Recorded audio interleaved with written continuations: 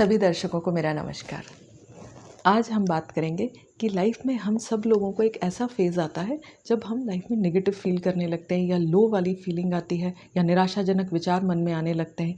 लगने लगता है कि अब जीवन में कुछ भी अच्छा नहीं होगा या दिल में किसी प्रकार की बेचैनी या घबराहट होने लगती है।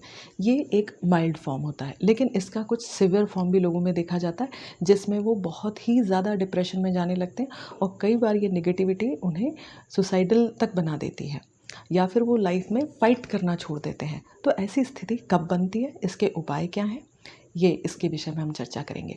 तो अगर कुंडली में चंद्रमा पीड़ित हो, चंद्रमा शनि से, राहु केतु से और मंगल से पीड़ित हो, तो व्यक्ति को बहुत ज़्यादा स्ट्रेस होता है। उसके दिमाग में नेगेटिव विचार जो है वो जल्दी आ जाते हैं और एक बार आने के पश्चात वो जाते नहीं हैं, लगातार घूमते रहते हैं और बने रहते हैं। और अगर उस पर से कुछ कठिन दशाएँ आ जाएँ तब तो फिर करेला और नीम चढ़ा वाली स्थिति हो जाती है।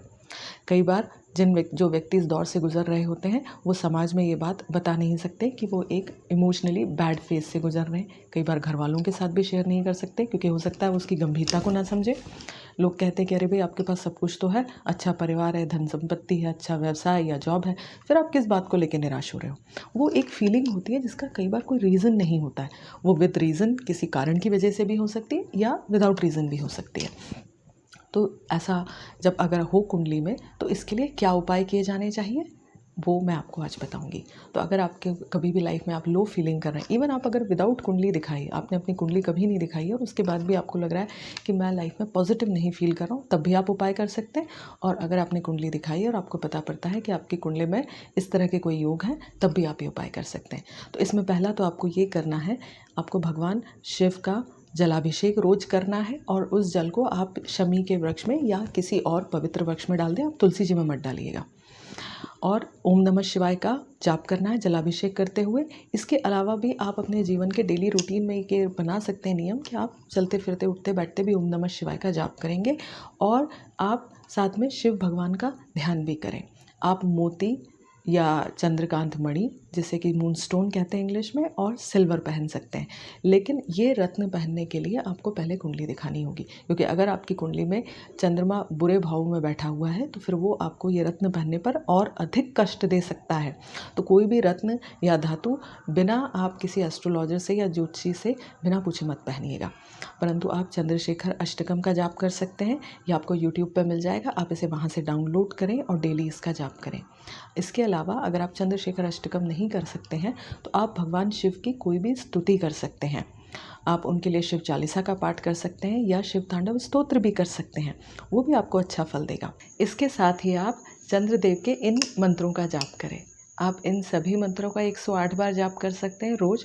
और आप अगर इसे स्फटिक की माला पर या रुद्राक्ष की माला पर करते हैं तो आपको ज़्यादा अच्छे परिणाम मिलेंगे। और अगर आपको लगता है कि आप इन सबका जाप नहीं कर सकते तो कम से कम किसी एक का जाप तो आप अवश्य ही करें। आप चंद्रमा को अर्घ भी ज़रूर दीजिए रोज़। आप चांदी का लोटा या चांदी का ग्लास हो तो उससे दीजिएगा। और अगर आपके घर में चांदी का इस तरह का कोई पात्र या बर्तन नहीं है तो आप तांबे के लोटे में चांदी का सिक्का डाल दीजिए और उसे जल को आप थोड़ी देर रखे रहने दीजिए और उसके पश्चात आप रात में चंद्रदेव को उससे अर्घ्य दीजिए।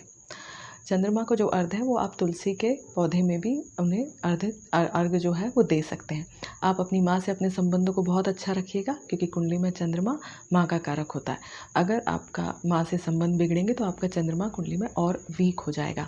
तो इसलिए प्रयास करें कि माँ से संबंध आपके बहुत अच्छे रहे। आप माँ की सेवा करें जिससे चंद्रमा प्रबल होंगे और आप निगेटिविटी से बाहर आ सकेंगे। इसके अलावा आपको एक काम और करना है और वो ये है कि आप ज़्यादा से ज़्यादा जो है जल पिया करिए।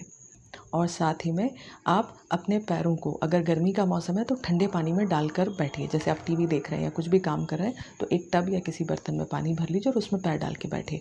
और अगर ठंड का मौसम है तो आप गर्म पानी में पैर डाल के बैठिए। उससे भी आपका जो नेगेटिव थॉट्स हैं उसमें कमी आएगी।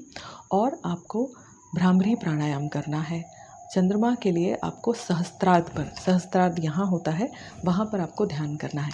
तो आप डेली प्राणायाम की आदत डालिए। प्राणायाम में भ्रामरी प्राणायाम करिए और ओंकार करिए। ये चंद्र ग्रह से संबंधित प्राणायाम है। सभी ग्रहों के अपने अलग अलग प्राणायाम होते हैं, ये चंद्र से संबंधित प्राणायाम है। और जो हमारे अलग अलग चक्रास हैं, 7 चक्र होते हैं हमारे शरीर में जो ग्रहों से और कुंडलिनी जागरण से संबंधित है। तो उसमें जो सहस्त्रार चक्र है जो यहाँ पर है, जहाँ पर 1000 पंखुड़ियों वाला कमल है, तो वो जो सहस्त्रार चक्र है वो चंद्र से जुड़ा हुआ है। तो आप ध्यान करें और आप सहस्त्रार्थ पर ध्यान करें। इसके लिए आप किसी योग गुरु की मदद भी ले सकते हैं, वो आपको गाइड कर सकते हैं कि भ्रामरी प्राणायाम करने का सही तरीका क्या है, ओंकार और ओम के उच्चारण करने का सही तरीका क्या है, और सहस्त्रार्थ पर आपको किस प्रकार से ध्यान या मेडिटेशन करना है। तो आप ये उपाय करेंगे तो आपको इससे काफ़ी राहत मिलेगी। आप सोमवार का व्रत भी रखें और सोमवार के दिन आप सफ़ेद कपड़े पहन के भगवान शिव के मंदिर जाएँ। अगर पुरुष हैं तो आप कोशिश करें कि आप बिना सिले वस्त्र पहने आप एक सफ़ेद धोती को लपेट लें और शिव मंदिर जाएँ। वहाँ भगवान शिव का जलाभिषेक करें, उन्हें इत्र, बेलपत्र, जल, सफ़ेद कमल और शमी के पत्ते चढ़ाएं। अगर आपको कमल सफ़ेद नहीं मिलता है तो गुलाबी कमल चढ़ा सकते हैं। अगर गुलाबी कमल भी नहीं मिलता है तो आप उन्हें कोई सफ़ेद पुष्प जो है वो चढ़ा सकते हैं। तो और वहाँ बैठकर आप ओम नमः शिवाय का जाप करेंगे और शिव जी से संबंधित स्तोत्र का जाप करेंगे। और आप सिर्फ एक टाइम खाना खाएंगे और उस दिन आपको ज़मीन पर सोना है। एक टाइम खाना भी आधा पेट खाइएगा। तो आप ये उपाय करिएगा। अब कई बार आपके मन में प्रश्न आ रहा होगा कि जब चंद्र पीड़ित है तो फिर मैं आपको भगवान शिव से संबंधित उपाय करने को क्यों कह रही हूँ। ज़्यादातर उपाय तो इसमें भगवान शिव के हैं, वो इसीलिए क्योंकि भगवान शिव चंद्रमा को धारण करते हैं अपने शीश पर। प्रश्न उठता है कि वो धारण क्यों करते हैं, क्योंकि ये जानने से आप इन उपायों को ज़्यादा बेहतर तरीके से कर सकेंगे, ज़्यादा श्रद्धा और आस्था से कर सकेंगे। तो असल में शिव पुराण में बताया गया है कि दक्ष प्रजापति की 27 कन्याएं थी। उन 27 कन्याएं में जो असल में है वो नक्षत्र हैं, 27 नक्षत्र जिन्हें 12 राशियों में बांटा गया है। तो दक्ष प्रजापति ने अपनी 27 कन्याओं का विवाह किया था चंद्रदेव से। अब चंद्रदेव को उसमें रोहिणी जो थी वो सबसे अधिक प्रिय थी। तो बाकी बहनों को रोहिणी से बड़ी ईर्ष्या होती थी। उन्हें लगता था कि चंद्रदेव रोहिणी को ही सबसे ज़्यादा क्यों प्रेम करते हैं, पसंद करते हैं। उन्होंने दक्ष प्रजापति अपने पिताजी से इसकी शिकायत करी और दक्ष प्रजापति ने चंद्रदेव को श्राप दिया कि उन्हें क्षय रोग हो जाएगा और वो कमज़ोर होते चले जाएंगे और वो बहुत उन्हें पीड़ा होगी। तो चंद्रमा जो है उस श्राप के पश्चात उन्हें क्षय रोग हुआ और वो कमज़ोर होते चले गए। उनकी अवस्था मरणासन्न जैसी हो गई, मतलब ऑलमोस्ट डेथ लाइक। तब नारद मुनि उनके पास आए और नारद मुनि ने उनसे कहा कि देव आप भगवान शिव की उपासना करें, भगवान शिव ही हैं जो आपको इस अवस्था से मुक्ति दिला सकते हैं। तो उन्होंने भगवान शिव की उपासना करी और भगवान शिव ने प्रसन्न होकर उनसे कहा कि मैं आपको जो मरणासन्न आपकी अवस्था है इससे बाहर लेकर आऊँगा और आपको लंबा जो है आपका जीवन जो है वो बहुत दीर्घ रहेगा। और उन्होंने उन्हें अपने शीर्ष पर धारण किया। तो इसी वजह से जो है भगवान शिव ने जो चंद्रमा को धारण किया, आप देखेंगे कि वो बहुत पतले हैं, तो उन्होंने उनको चंद्रमा को उस अवस्था में धारण किया था। और भगवान शिव ने क्योंकि उन्हें अपने शीर्ष पर धारण किया तो चंद्रमा जो है वो पूर्णतः स्वस्थ हो गए। तो इसलिए जब भी चंद्रमा से संबंधित कोई उपाय किए जाते हैं तो उसमें भगवान शिव के उपाय जो हैं वो अपरिहार्य होते हैं, उन्हें किया ही जाता है। तो जब भी, और चंद्रमा जो है वो मन का कारक है, तो अगर कुंडली में चंद्रमा पीड़ित है तो आपका मन जो है आप कई बार बहुत ही डिस्टर्ब हो जाएगा, लो फीलिंग आएगी, स्ट्रेस्ड फीलिंग आएगी। तो आप हमेशा भगवान शिव का ध्यान करें और भगवान शिव का जो आप ध्यान करते हो उनसे कहें कि जैसे आपने चंद्रमा को उनकी पीड़ा से मुक्ति दिलाई थी वैसे ही आप मुझे भी मेरी पीड़ा से मुक्ति दिलाएं। इस कथा में एक और बहुत बड़ा उपाय छुपा हुआ है, वो है टीबी से संबंधित, क्षय रोग से संबंधित, क्योंकि चंद्रमा क्षय रोग से ही पीड़ित होने का उन्हें श्राप मिला था। तो जिनकी कुंडली में चंद्रमा कमज़ोर होता है उनको ब्रीदिंग रिलेटेड, रेस्पिरेटरी, फेफड़ों से संबंधित रोग होते हैं। तो अगर आपको जीवन में कभी भी ऐसा लग रहा हो कि आपको ब्रीदिंग या रेस्पिरेटरी या सांस लेने में दिक्कत है या अस्थमा है, तब भी ये जो मैंने उपाय बताए हैं ये सारे उपाय आपके लिए बहुत कारगर साबित होंगे। तो आप जब भी शिव का ध्यान करेंगे, साथ में चंद्रमा का ध्यान करेंगे, आपको इससे बहुत अच्छा रिजल्ट मिलेगा। आप अब रेगुलरली इसे अपनी लाइफ में करिए। इवन लाइफ में अगर नेगेटिव फीलिंग नहीं भी है तब भी कर सकते हैं।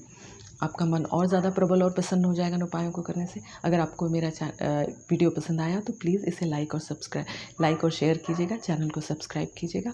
बहुत बहुत धन्यवाद। नमस्कार।